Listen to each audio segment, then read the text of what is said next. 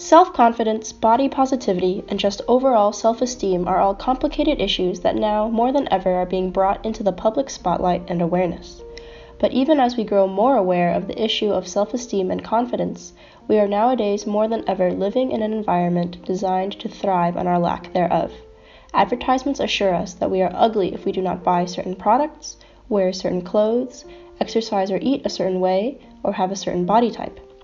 Anyone who doesn't fit these images of an attractive person, or who isn't actively trying to achieve this state of existence, can be made to feel like they are lazy, unworthy of attention, or simply hideous.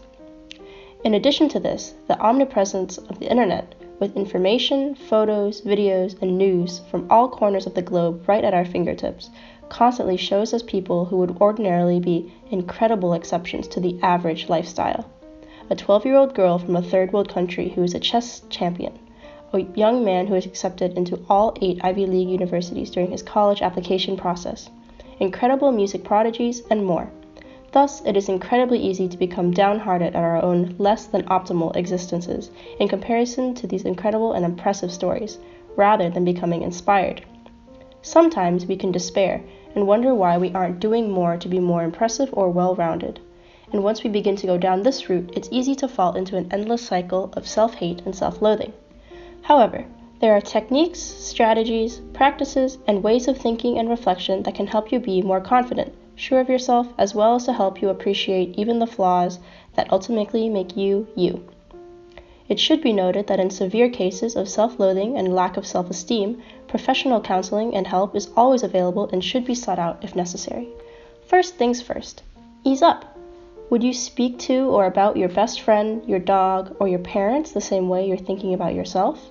It may be challenging at first, but actively stopping yourself whenever you catch yourself thinking negative or toxic thoughts about yourself is a good habit to get into the practice of. Just the recognition of when you are beginning to cut yourself down is a good first step to learning to lift yourself up instead, though it may be quite challenging at first and can feel a little pointless. Another thing to keep in mind is simply stop hating things about yourself. Your soft voice or acne or lifestyle aren't negative things about yourself. They are simply characteristics of yourself that make you, you. Nothing any worse than the shape of your ears or how many eyebrow hairs you have. Rather than thinking of things as negative attributes about yourself, just think of them as attributes that are. Once you can feel neutrally about them, then you can start to push yourself to feel positively about them.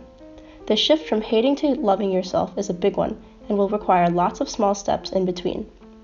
However, on the flip side, it does help to focus on your positive attributes. That means the things you like about yourself, the things that you are good at, focus on them and really recognize that there are truly good, admirable things about you. Even if it seems like something small or insignificant to you, you should still try to appreciate it. You never know how you look to someone else's eyes. The way you wrinkle your nose when you sneeze may be incredibly endearing to someone else, or the fact that you manage to go to bed every night at a reasonable hour could be an incredible display of organization and self-discipline to another. If it helps to really bring home the point or to have something concrete to focus on, make an actual list of things that you like about yourself. Writing it down can help you really zone in and focus on what your strengths are. Writing about your weaknesses as well can be useful. Rather than making a list of things to hate or change about yourself, think about it as a list of goals that you'd like to achieve in your life and in your lifestyle. One example could be writing down a goal of speaking with more confidence and authority at work, rather than writing down the negative attribute of soft-spoken. There's nothing wrong with wanting to make changes to yourself or your life, but the important thing is to think of them as changes, not necessarily only as improvements. That way, on the chance that one of these changes takes more time or effort than anticipated, you don't become overly disheartened when that change doesn't come about right away. Additionally, the fact that you even made a list is something admirable in itself and something to be proud of. The organization, discipline, and self-awareness needing for this process isn't easy for everybody, and if you can do it, then go ahead and give yourself a pat on the back. Some of these goals don't necessarily have to be huge, life-altering changes either. They can simply be, I want to fold my clothes more nicely, or I want to drink more water each day. Once you start to achieve these small targets, you can slowly build yourself up to make bigger changes to your lifestyle as you see fit. The more progress you make, the higher your confidence will grow. One other tip to increasing your self-confidence and self-esteem is simply to talk to and interact with more people. This may seem particularly daunting, But the more people you interact with and learn about, the more you'll learn about all sorts of lifestyles, personalities, and backgrounds. Giving yourself some perspective about the world and the people in it can help you recognize that you don't need to be so hard on yourself.